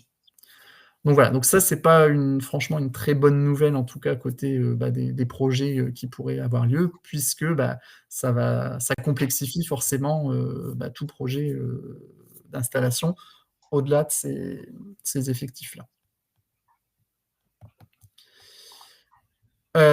Donc ça, c'était pour vous donner un peu le contexte, on va dire, réglementaire européen. Sinon, si on regarde maintenant sur la production européenne, donc là, c'est les mises en place de poulettes d'un jour au niveau européen. Donc 2023, c'est en noir, 2022 en jaune et 2021 en bleu, là. Et donc, vous voyez, en fait, donc, du coup, la courbe noire, on est à peu près situé entre ce qu'on avait en 2023 et 2021. Donc, on a plus 4,7% en 2023 par rapport à 2022. Donc, on retrouve un peu nos couleurs d'antan, on va dire, mais on est quand même toujours en deçà de ce qu'on a pu connaître en 2021. Donc, comme le disait aussi tout à l'heure Mohamed pour la France, c'est un peu pareil au niveau européen, on n'est pas revenu complètement à l'avant-crise IHP, quoi. Donc c'est plutôt favorable, on redresse la barre, mais on est quand même toujours en deçà. Ça fait toujours plaisir quand même à voir ça, c'est qu'au niveau de la production d'œufs, la France donc maintient sa place de leader en Europe. Alors, il ne faut pas fanfaronner trop fort non plus, parce que c'est quand même dans un mouchoir de poche que se situent les différents pays, les plus gros pays producteurs européens. On l'avait perdu cette place, hein, je ne sais pas si certains s'en souviennent, mais justement en 2022, avec la crise IHP, où la France a été plus touchée que les autres pays européens, on était passé derrière l'Allemagne notamment. Là, en 2024, sur les premières estimations, mais c'était aussi le cas en 2023, on devrait rester en courte tête le premier pays producteur d'œufs en Europe, suivi, comme je disais, de pas très loin par l'Espagne, l'Allemagne et l'Italie, qui sont vraiment tous au-dessus de 12%. Et après, il y a deux autres pays, donc Pays-Bas et Pologne, qui sont un peu plus bas. Et le reste de l'Union européenne à 28%. Une fois qu'on a dit ça, c'est toujours intéressant de regarder, hein. Pour rappel, la Commission européenne, chaque année, demande à chaque pays membre de donner sa répartition de capacité de production par mode d'élevage sur les poules pondeuses. Donc c'est quelque chose qu'on regarde régulièrement et qu'on vous présente régulièrement. Quand on regarde donc là, petit rappel aussi un peu technique, on va dire, c'est qu'en France, là, dans ce graphe-là, au niveau de la Commission européenne, le label rouge est intégré dans le plein air, parce que le label rouge est une spécificité française. Donc là, il faut additionner plein air et label rouge pour regarder les capacités de production par mode d'élevage. Donc là, d'ailleurs, j'ai pas remis l'année, c'est 2022. Là, on est sur des capacités, donc par rapport aux chiffres qu'on peut voir sur des effectifs en temps réel, il peut y avoir aussi un petit peu de décalage par rapport à d'autres chiffres qu'on a pu présenter. Donc là, sur les capacités, si on regarde, en fait, l'Europe, elle se situe souvent entre deux grands pôles de pays, les pays plutôt d'Europe du Nord ou d'Europe centrale, qui sont sur des pourcentages de cages très faibles, extrêmement faibles, et qui ne cessent de baisser. Donc en premier cas, c'est l'Allemagne avec seulement 5% de capacité en cage, et les Pays-Bas à 10%. Et eux, par contre, sont tournés beaucoup vers l'élevage sol. Donc eux, quand ils ont fait leur transition vers la fin de la cage, c'est surtout le sol à qui ça a profité. Ils sont aussi quand même avec des pourcentages de plein air et bio qui sont importants, alors moins qu'en France, mais quand même relativement importants. Et puis à l'autre bout, on va plutôt avoir les pays d'Europe de l'Est ou d'Europe du Sud, Espagne, Portugal, Pologne, alors qui baissent aussi le pourcentage de cages. Si on regarde d'année en année, ça ne cesse de baisser également. Ils étaient plutôt à 80, puis 75, et là ils sont passés sous les 72%, mais ça reste très majoritairement cage. Et puis après, on a d'autres pays qui sont un peu intermédiaires, qui ont et de la cage et du sol, Belgique, Italie. Et nous, la particularité en France, c'est qu'on a et de la cage et du sol de façon encore non négligeable, mais par contre, on a le pourcentage d'animaux qui sortent à l'extérieur le plus élevé. Si on fait la somme du plein air, le label rouge, je disais, qui est inclus dans le plein air, et biologique. Donc c'est vraiment une particularité française. Il n'y a que l'Irlande qui a autant d'animaux qui sortent à l'extérieur que la France, en pourcentage. Mais l'Irlande, c'est un pays beaucoup plus petit producteur que la France, par contre.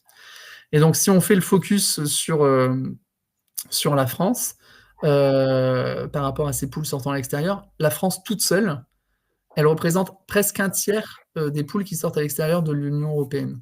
Donc, c'est vraiment une spécificité française. L'Allemagne n'est pas si loin derrière. Et si on fait la somme de ces deux pays, vous voyez qu'on a plus de 50% des poules qui sortent à l'extérieur qui sont réunies que dans 2 pays sur 27. Et donc ça, c'est quand même quelque chose d'important à rappeler. Là, je vois que la phrase, elle a sauté avec la mise en ligne. Si on regarde maintenant sur les aspects échanges, au niveau du commerce extérieur de l'Union européenne, alors on peut déjà regarder le graphe de gauche d'abord, qui est sur les exportations d'œufs de l'Union européenne vers les pays tiers. Donc vous avez le Royaume-Uni d'abord, puis la Suisse, puis Singapour. Ce qu'on voit en fait, en gros, c'est que les échanges se poursuivent avec le Royaume-Uni et Suisse, et on a perdu le marché Singapour. Alors quand je dis on, c'était la Pologne. Moi-même me corrigera si je me trompe, mais de tête, c'est la Pologne qui était sur ce marché-là. Donc c'est des marchés qui ont été perdus au profit d'autres pays tiers. Donc là-dessus, j'ai envie de dire, pas grand-chose à dire de spécifique sur les exportations. On a toujours un peu les mêmes échanges, à part ce marché perdu. Par contre, sur les importations, c'est là où il y a quelque chose d'intéressant à regarder, et c'est pour ça qu'on en parle énormément. C'est la progression de l'Ukraine sur les importations d'œufs coquilles. Donc vous voyez, sur les œufs coquilles, l'Ukraine en 2021, donc là on est en milliers de tonnes équivalent œufs coquilles, on était à 3000 en 2021, 13 en 2022 et 33 en 2023. Donc, vous voyez une progression x10 en 2 ans sur la partie œufs coquilles. Et globalement, si on regarde, donc là, quand vous regardez le petit carré grisé, là, c'est l'importation d'œufs coquilles, tout pays confondu. Donc là, on était à 16 000 tonnes en 2021, 21 000 tonnes, et là, maintenant, on importe 49 000 tonnes. Donc, en plus, la progression globale de nos importations a aussi explosé. Et dans cette explosion, la partie importation ukrainienne, c'est celle qui explique la très très grosse hausse de nos importations. Donc là, vous voyez vraiment l'escalier très important. Si on regarde maintenant la même chose, mais sur les ovoproduits, j'ai envie de dire pareil, rien de vraiment neuf sous le soleil sur la partie des exportations. Pareil, les échanges avec le Royaume-Uni, un partenaire historique et ancien membre de l'Union européenne. Le Japon, alors sur les ovoproduits, on peut exporter plus loin, donc on a aussi des pays tiers qui sont plus lointains, dont le Japon qui en fait partie, qui est un grand consommateur d'ovoproduits, et la Suisse. Donc là, pas grand-chose non plus à signaler de spécifique. Par contre, sur les importations, un peu moins fortement, en relatif que sur les œufs coquilles, puisqu'on est qu'à 32 si je puis dire.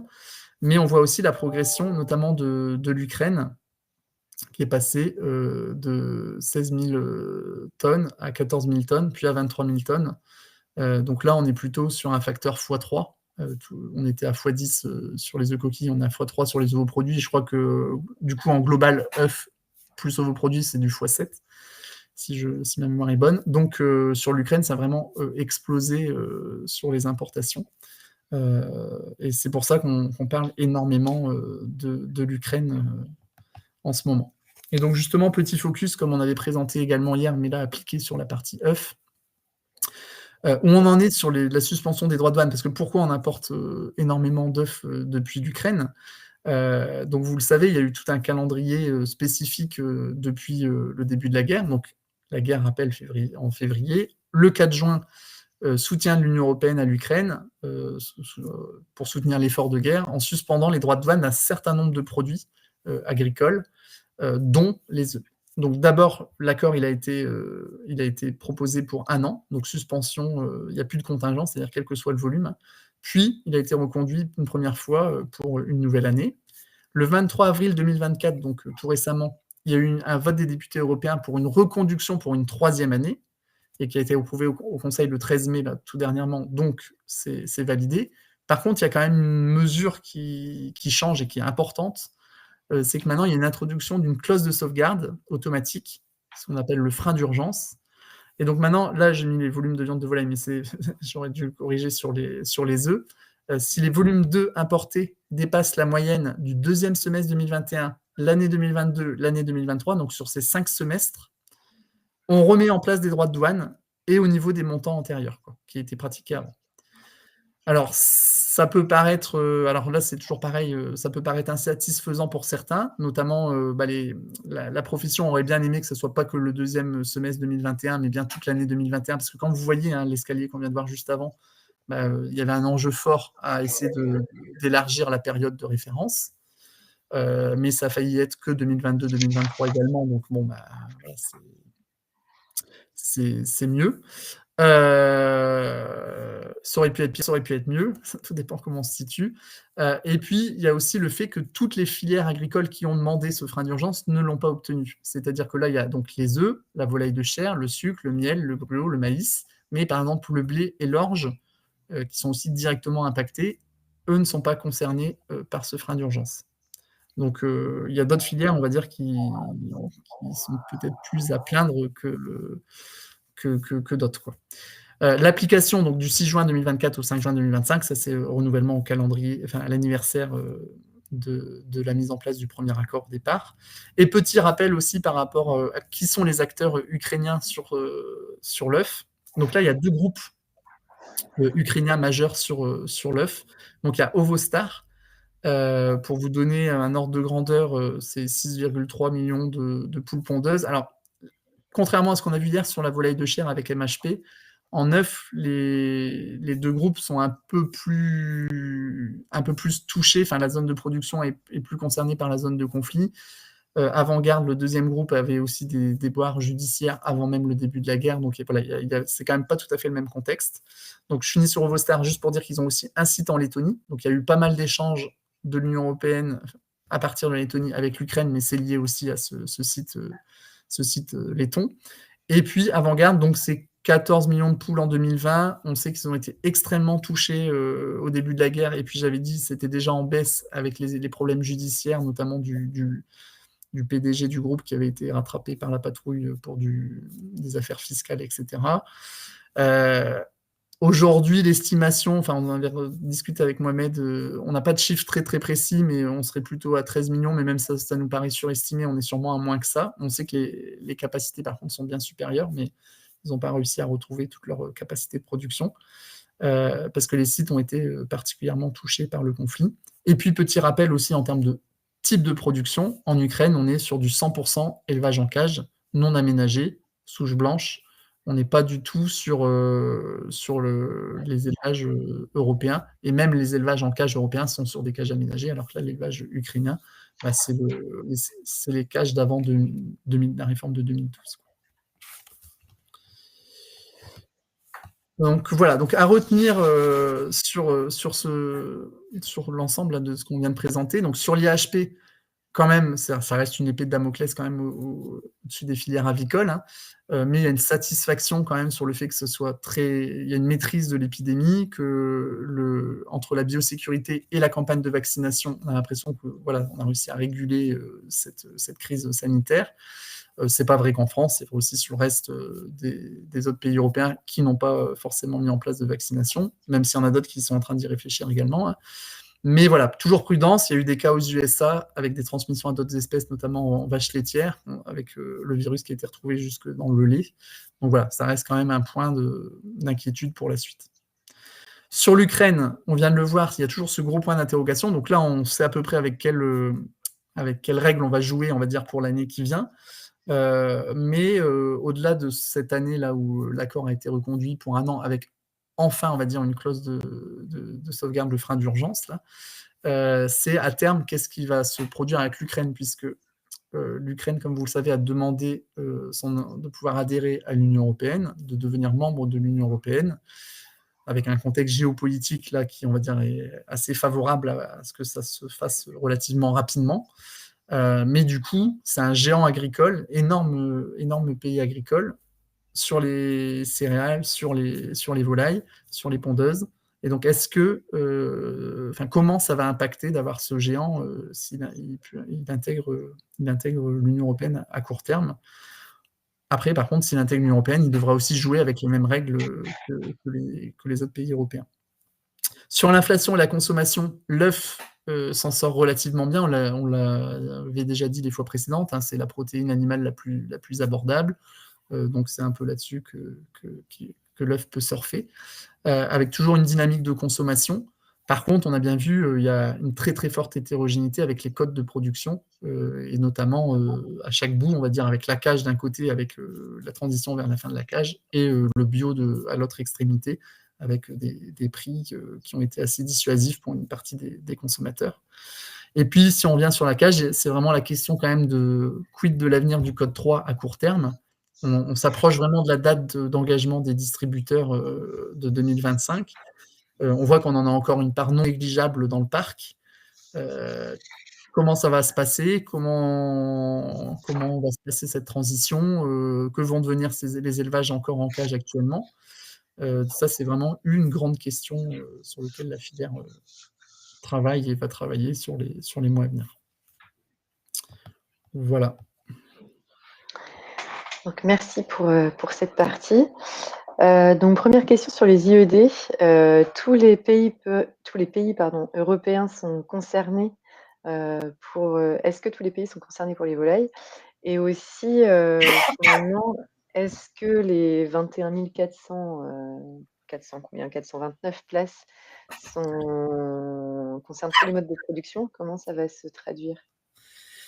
Alors oui, qui dit directive européenne dit effectivement tous les pays européens doivent l'appliquer. Donc c'est effectivement, ça sera transposable dans tous les pays. Alors après, ce qu'il faut bien comprendre, c'est que certains pays sont quand même plus ou moins concernés selon leur niveau moyen actuel, quoi. C'est-à-dire que les élevages, les tailles d'élevage n'étant pas les mêmes selon les pays, certains pays ont déjà une grosse partie de leurs élevages qui sont déjà en IED avant l'abaissement des seuils. Et la France, avec son modèle familial, où elle se retrouve en fait un peu, alors c'est pas le seul pays, mais ça fait partie quand même des quelques pays les plus concernés, qui se retrouvent un peu sur la ligne de crête, avec pas mal d'élevages qui peuvent être concernés entre les 21 429 et les 40 000. Du coup, il va avoir un impact plus fort. Et puis en plus, la France, c'est quand même un grand pays producteur, donc potentiellement, ça fait plus d'éleveurs aussi concernés par rapport à des pays de plus petite dimension. Donc oui, tout le monde est concerné, mais tout le monde est concerné par la directive, mais tout le monde n'est pas concerné de la même façon par rapport à l'état de son parc actuel, de la taille moyenne de ses élevages actuels. Voilà, c'est la première question. Et du coup, là, ça m'en donne une autre où on se dit bon courage à l'Espagne, du coup, quand on voit le nombre de cages qui leur reste Ouais, alors justement. après, c'est vrai que tout à fait, la transition. Alors, là, pour l'instant, il y avait une directive, j'en ai pas reparlé, là, une directive End the Cage, là, End the Cage Edge, qui devait être transmise en directive, qui était une initiative citoyenne européenne, ICE, qui devait statuer sur qu'est-ce que deviennent les élevages cages, sachant que la directive devait transposer cette initiative citoyenne européenne pour dire, voilà, au bout la date c'était 2027 notamment, les élevages en Europe ne devront plus avoir de cages. Donc les pays qui sont encore avec beaucoup de cages, effectivement, ça pose question. Si nous, ça pose question par rapport à la proportion qu'on a encore actuellement, hein, je remets la diapo à l'écran, par rapport aux Pologne, Portugal, Espagne, eux, la question, elle est décuplée chez eux par rapport à leur proportion actuelle. Mais comme on ne sait pas, on ne sait plus cette obligation d'un point de vue réglementaire, hein, je ne parle pas là des engagements des distributeurs, mais vraiment une réglementation européenne qui interdirait la cage, et ben, ça va vraiment dépendre de l'avenir. Et là, vous savez qu'il y a des élections européennes qui arrivent en juin. Si vous regardez les programmes, il y en a certains qui parlent explicitement dans les programmes de la cage. Déjà, l'agriculture, elle est quand même assez présente dans les propositions des différents partis politiques. Et la question de la cage est souvent évoquée. Et donc, si, là on ne sait pas, ça dépend de la reconfiguration du Parlement européen, mais il y a des partis politiques qui sont pour la fin de la cage qui sont très fortement représentés, bah, peut-être que pour l'instant ce texte qui est un peu mis de côté actuellement pourra revenir sur le devant de la scène et donc pourra peut-être potentiellement demain devenir une réglementation et pas juste une intention des opérateurs de marché, quoi. Donc effectivement, sur ces pays-là, du coup, si demain il y a une directive européenne comme ça veut dire qu'eux, ils ont une transition à faire qui sera beaucoup plus violente, entre guillemets, que ce que nous on a. Mais par contre, vous voyez, il y a d'autres pays, ils ont quasiment déjà presque terminé la transition vers la fin de la cage. Donc on est vraiment, nous, un peu entre les deux, quoi. En tout cas, c'est vrai que c'est rassurant de voir que malgré tous les défis auxquels a dû faire face la filière, on reste premier producteur au niveau européen.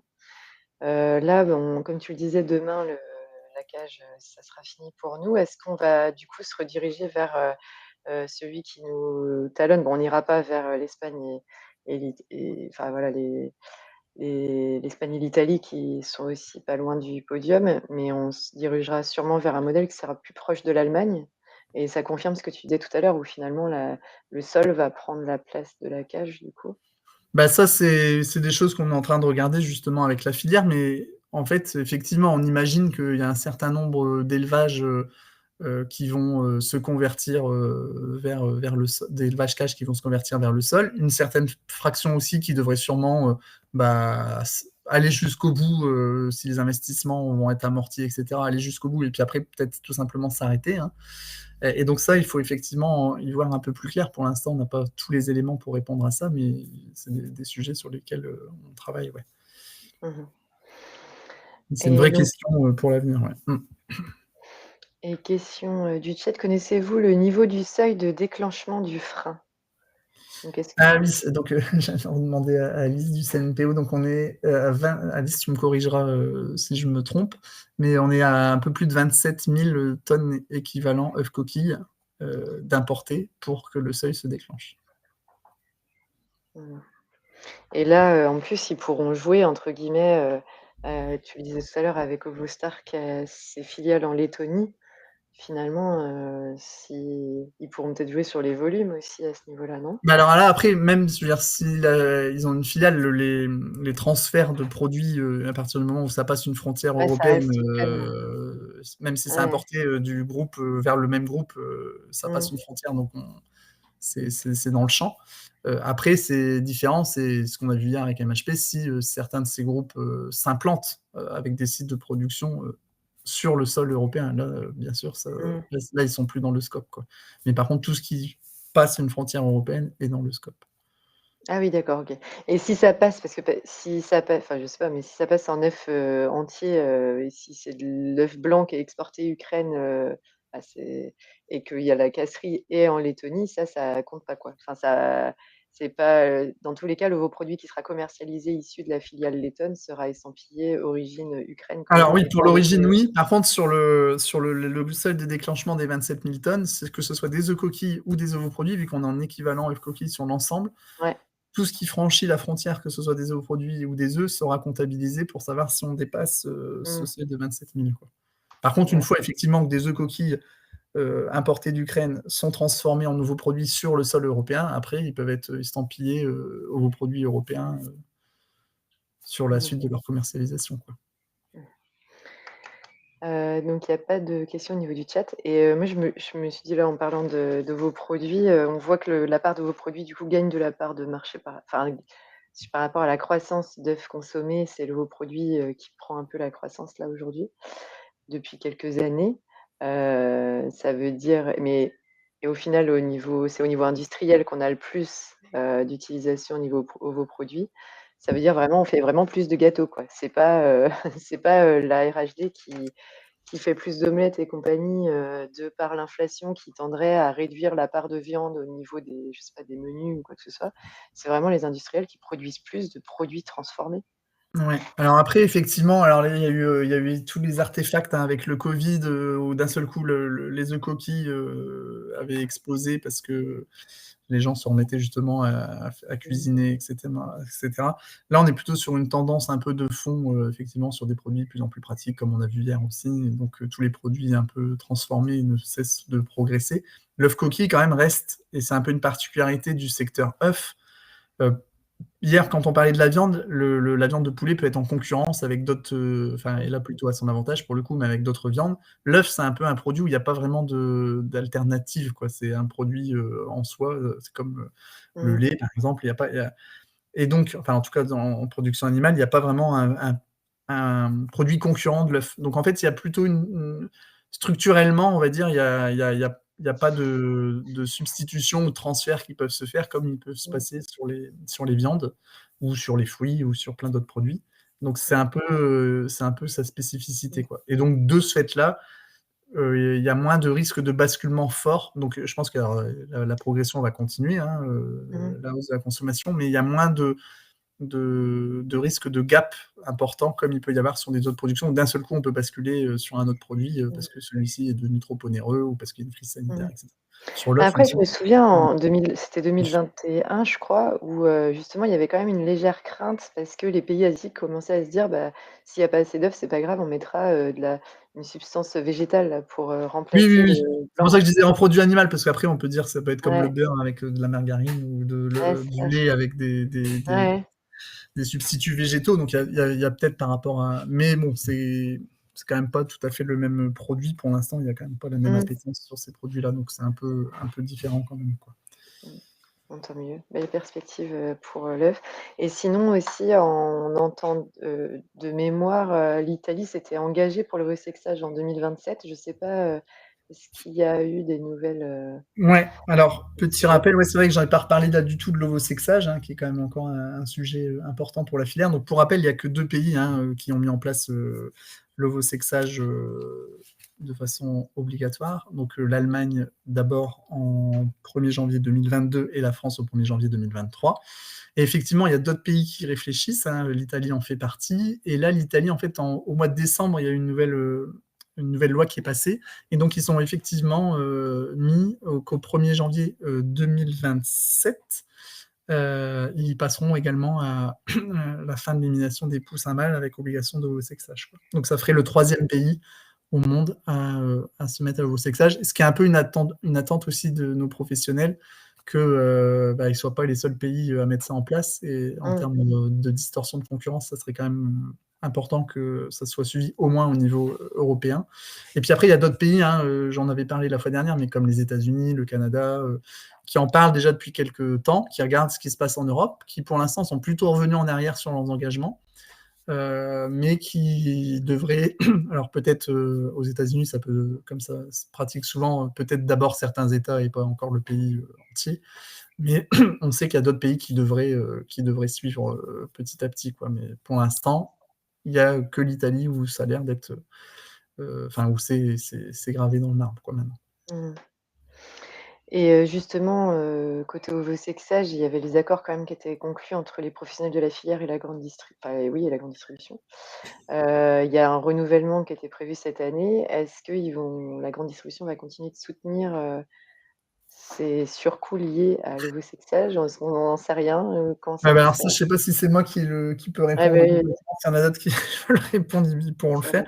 Là, ce qui a été annoncé, en tout cas, côté côté de la filière, côté CNPO, c'est, donc il y avait déjà ils avaient revu le niveau d'indemnisation, de la poulette. Donc pour rappel aussi, c'est la France a mis en place un système, enfin la France, le CNPO, l'interprofession a mis en place un système de collecte où on collecte sur les œufs vendus en grande surface, 59 centimes les 100 œufs, et on compense les couvoirs qui ont mis en place l'ovosexage. Donc c'est un système de collecte et de répartition pour pas que ce soit directement sur chaque maillon, et notamment maillon éleveur, où il faudrait payer le surcoût de la poulette. Donc c'est un circuit un peu spécifique qui a été mis en place en France. Et pour l'instant, en fait, il y avait un coût qui était de 1,11 € de la poulette, qui a été revu. Donc maintenant, ça a baissé. Il y a France Agrimaire qui a fait une étude pour voir quel était le coût le moins cher. C'est fixé sur le coût d'ovosexage le moins cher. Donc maintenant, c'est 96 centimes, qui a été appliqué en fin d'année, mais rétroactivement pour le 1er juillet de 2023. Et donc, pour l'instant, cet accord, il est valable jusqu'à fin 2024. Et après, bah, il faudra. Il y a un accord de principe qui a l'air décidé. Pareil, hein, si je me trompe, vous corrigez ceux de la filière. Mais il y a un accord de principe qui a été validé. Là, les deux gros sujets, bah, c'est toujours de voir l'évolution par rapport au, au coût là, enfin, comment dire, au coût du surcoût de la poulette est-ce qu'on va rester à 0,96 ou on va sûrement continuer à Mmh. baisser? Parce que après, plus ça va être massif aussi, hein, on sait que les coûts doivent Mmh. se réduire avec le fait que bah, on va dire, ça s'étend et qu'il y a de plus en plus de volumes qui sont faits, les machines sont amorties, enfin bref, il y a tout un ensemble de Mmh. choses qui font que le coût, normalement, avec l'effet de masse, doit diminuer dans le temps. Donc là, il y aura sûrement révision du coût qui sera répercuté. Et la grosse question aussi, c'est que pour l'instant, en gros, les contributeurs, enfin là où on collecte l'argent, c'est que chez les distributeurs. Et donc se pose la question de collecter aussi côté RHD, quoi, pour voir si on aurait bien tout le scope de la consommation et pas seulement une partie avec la distribution, quoi. S'il y en a qui veulent compléter, n'hésitez pas. Le chat reste ouvert. Donc, merci sinon pour les réponses à ces questions. Merci à vous d'avoir posé les questions sur cette partie pondeuse et restez avec nous pour le marché du lapin et même principe, n'hésitez pas à poser vos questions, sur le chat, pour ce marché.